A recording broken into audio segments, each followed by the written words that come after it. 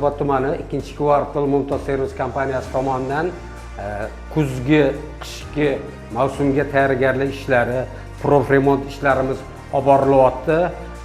Eski qolib ketgan zadyushkalar yechib tashlab, o'rniga zamonaviy zatvorlarimiz qo'yilyapti. Elevatorning uzulimizda bular hammasi qo'yilgan. Qishda manometr qo'yib, davleniyani o'lchash uchun yangi kranlarimiz qo'yilgan. Hammasi hozirgi qilayotgan ishlarimiz domda ichidagi отопление sistemasini yuvish ishlarimiz olib borilyapti. Kompressordan kelib havo ulangan. 3-chi zadyushkamiz ochiq. Bu deganimiz sistemaga issiq suv boryapti. 4-chi zadyushkamiz yopiq.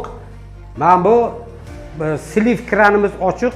Bu shlangi orqali kanalizatsiya quvuriga ulangan.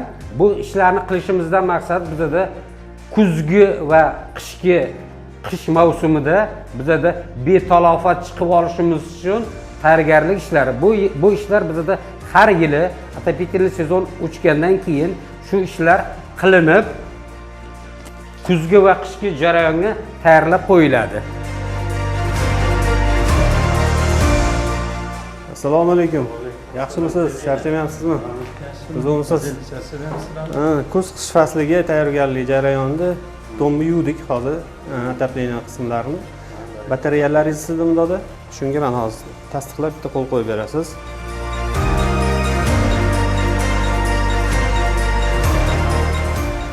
Yunusobod tumani 2-kvartal 33-domda elevatorning uzulidamiz. Prof remont ishlarimiz davom etyapti. Bizda 1-chi va 2-chi zadyushkalar, 3-chi va 4-chi zadyushkalar, 7-chi zadyushka, 5-chi zadyushkalar yechib olib tashlanib, o'rniga zamonaviy zatvorlar qo'yildi. Shu jarayonda elevatorning uzildagi grozovik ham yechilib, tozalanib qo'yildi.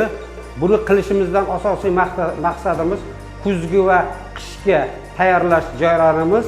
Qishda отопление mavsumida betalofat chiqib olishga mo'ljallangan bu hamma ishlarimiz.